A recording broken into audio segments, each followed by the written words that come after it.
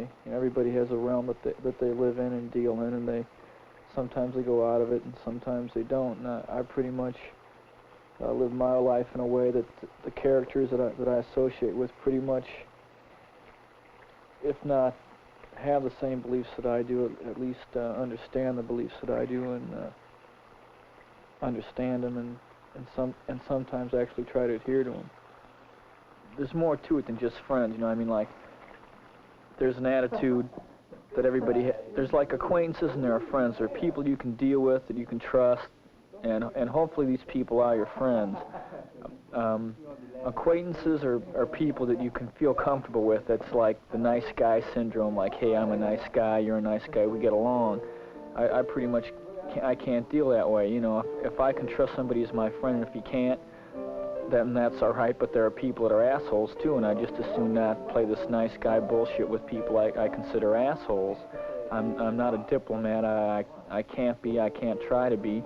It's like relationships I've been involved with. My first encounter with sex is in my attitudes. I felt there was no one I actually loved that I found myself attracted to. So rather than go through some type of bullshit courtship, I went out and became involved with a prostitute at an early age, and that was my first encounter with sex. And it's always left me with a real strange or an attitude about sex that it's something more. That initial encounter with it taught me that sex is a special thing, and it's where how much you can give yourself to someone else that makes it special. That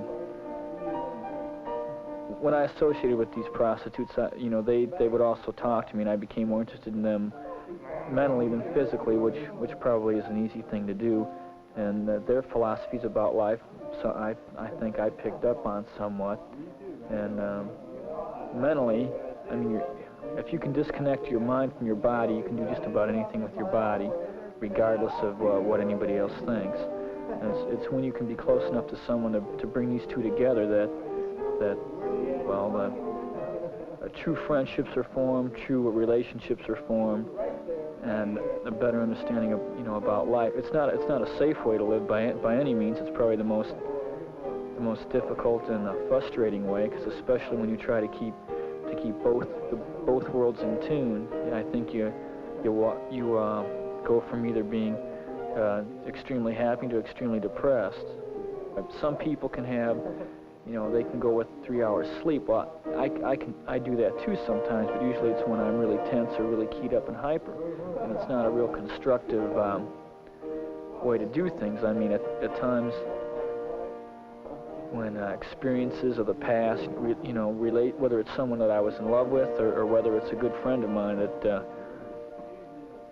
you know, has gone sour, just something goes bad, and you can stay up all night and drink forever. I mean, Eugene O'Neill, he had when he was on the skids, basically that's where the play The Iceman Cometh comes from. He'd go on bouts of drinking, and he'd be up, you know, until 2, 3 o'clock in the morning, you know, drinking a fifth of whiskey, even more, and you can't get drunk. I can't quote it. I don't know what the poem is, but he wrote a poem about it, and there's just a certain thing that, and Gorky also believed in that philosophy. When certain people are driven by a certain anxiety or something, you can be on any type of drug, or be in any other type of environment, but yet it won't be able to remove the memory of what you're trying to escape from you, and nothing will alter that. Nothing will put it away. And you can stay up all night or stay up 3 nights in a row, but it's not going to change it, and it's not going to alter it.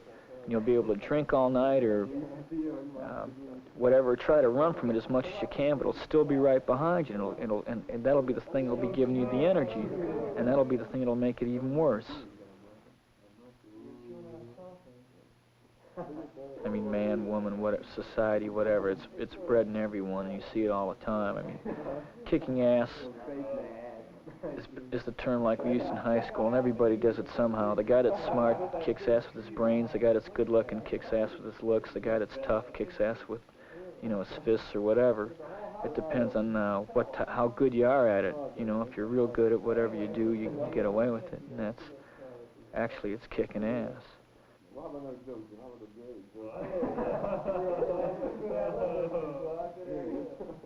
Fighting something that if you're doing it, if you're having a conflict with somebody that you love or care for and they're seeing the ugly part of you, it depends how much that they love you or care you or understand about life. Because if they look at it, and even though that negative energy might be directed at them, they realize that you're just showing them how lonely or how negative you feel. No matter how physical you get, or how suicidal, or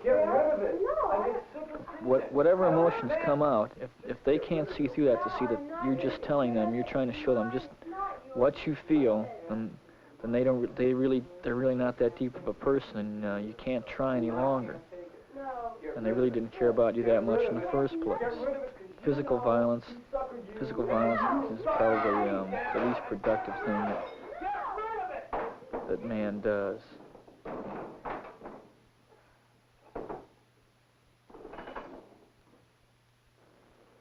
You know, loneliness, that's something that I think everybody deals with at one time or another. And it depends how deep the person is, because people can have an awful lot of artificial friends or relationships that they put themselves out to, so they become part of their lives, not deeply, but just enough to make them get energy from them, to make them feel positive about the things that they're doing. And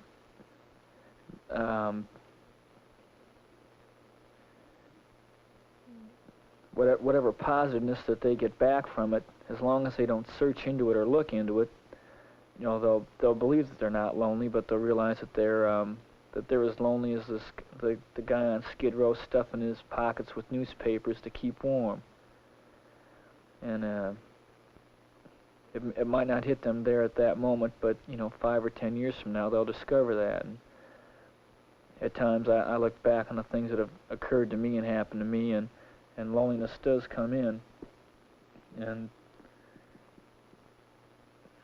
there's no real way you can express loneliness.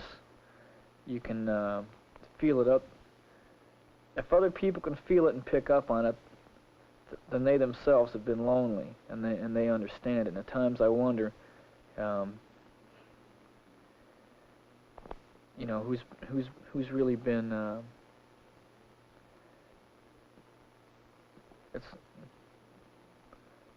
You know, just at times I just wonder, you know, if other people have been as lonely as.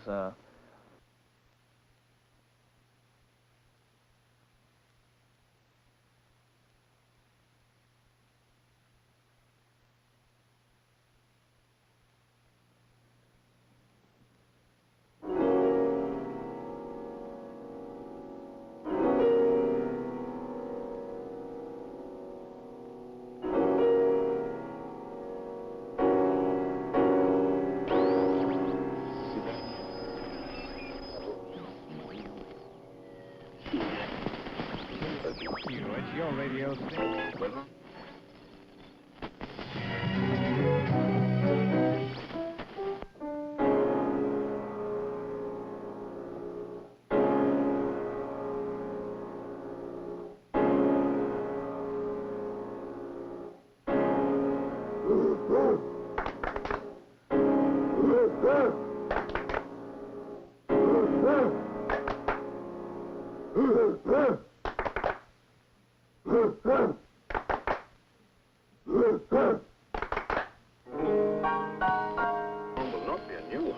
But a refinement of existing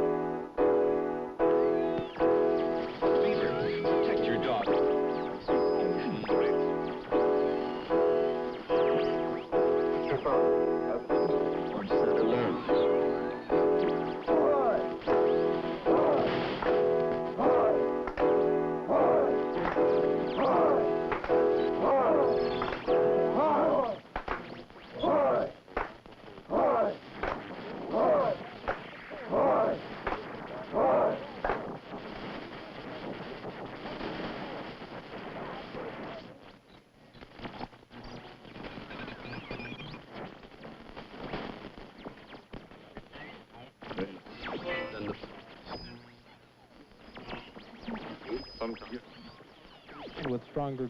You can take anything you do to a certain point, and then if you need someone else to help you fulfill a moment, then that's the time loneliness comes in.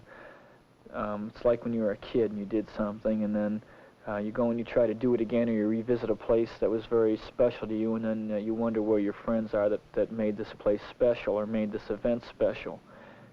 That's when loneliness comes up the most and haunts you the most. If you can't remove yourself from those memories and just put yourself there, then sentimentality or whatever, I think sentimentality is a form of loneliness, because it makes you think back upon things that you just didn't do entirely by yourself. And well,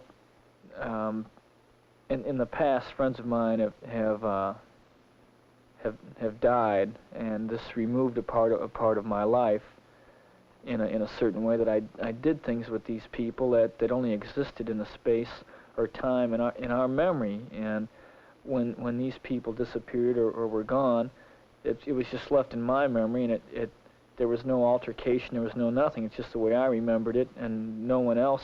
It's unimportant to them, but the memory I have of it doesn't seem as special or as strong when I don't have these people that were close to me around to help enforce it.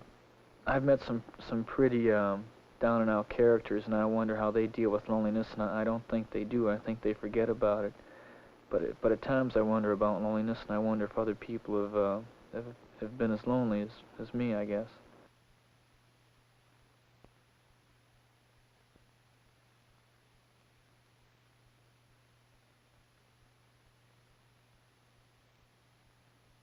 And practical jokes at times seem real serious to some people, and they can't understand them or can't take them, and that those people are by far too serious to give the gift of laughter too. But a good practical jokes can alter time, can stagnate it, can stop whatever seriousness or whatever reality has to bring to that point in time. A practical joke can stop it short and release any type of pressure you can think about.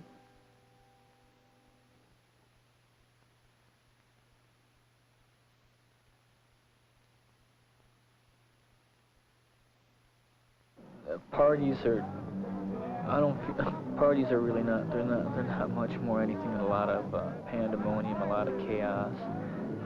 If a lot of people are into it, then it's fine, but I just want to get back. Look, I'd rather be with 5 people I know and that I care about and that care about me. It's whatever you want to call it, a gang or whatever, just people you're close to. That matters much more. Parties are fine. You can meet other people and meet new people that might become good to you or bad to you. You know, it's like the Indians said that you were only as strong as your enemies. You might meet a bunch of good enemies, but no, parties are just, it's a lot of emptiness. It's like when you first come to school, you try to fit in, so you go to these occasions, or it's like when you're a new guy in the neighborhood, you know, when you join a gang or you know these people, you try to fit in and you meet everybody that's new. But by and by, you cut through the image of everyone and you find out what they're like. I mean, whether they want you to find out or not, because sooner or later they slip up, or you find out that all they did show you was an image, and you cut through it all and you realize it's just another party. They're all the same, and sometimes it gets to be like a certain town that you've been through. You know, you get into it, you find out, you get all you can out of it, and then it's time to move on. Parties are like that. It depends what you're looking for.